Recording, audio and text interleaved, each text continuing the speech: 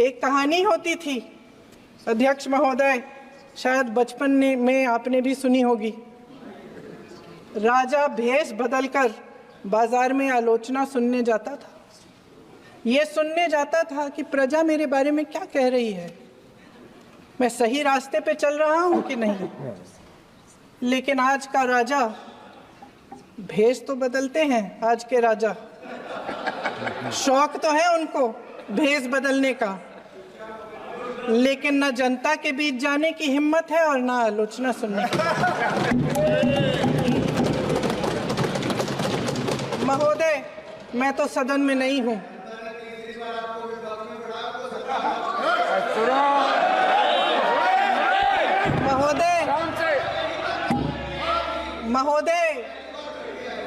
महोदय, जनता में बहुत विवेक है, ये सही है।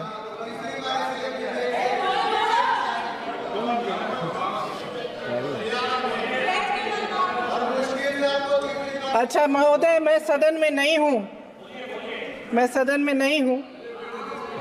कुछ, हाँ ठीक है, मैं सदन में नहीं हूँ, मात्र 15 दिनों से आ रही हूँ।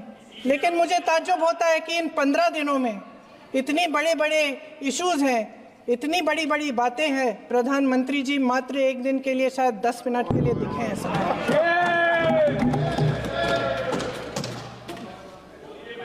बात यह है अध्यक्ष महोदय जी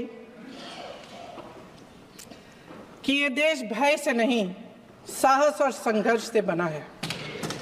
इसको बनाने वाले देश के किसान, जवान, देश के करोड़ों मजदूर और गरीब जनता है। संविधान इनको साहस देता है।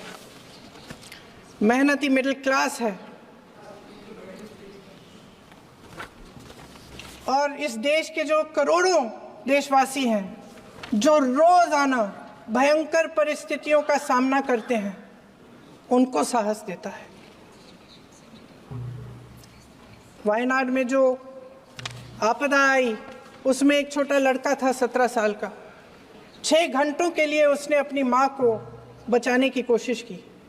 6 घंटों के लिए आप सोच सकते हैं कि अगर नदी की धारा बह रही है, नाराज है, आप अपनी माँ को पकड़े हो, 6 घंटों के लिए पकड़े रखते हो कि मेरी माँ बच जाएगी, और अंत में वो माँ भी बह जाती है। उस लड़के का साहस, उन महिलाओं का साहस जो पीड़ित हैं लेकिन फिर भी अपनी लड़ाई लड़ रहे हैं, उन संभल के बच्चों का साहस जिनके पिताजी अभी गुजर गए लेकिन फिर भी उनके सपनों को साकार करने की हिम्मत है, उनका साहस है। वो साहस इस संविधान ने दिया है।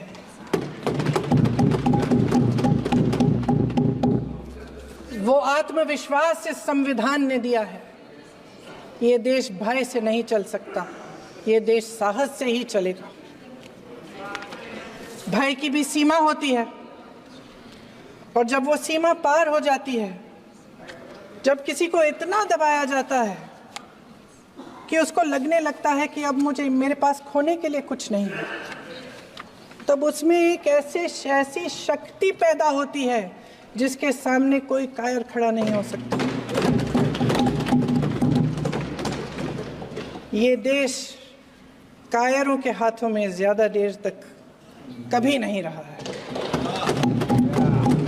ये देश उठेगा, ये देश लड़ेगा, सत्य मांगेगा, सत्यमेव जयते। जय हिंद।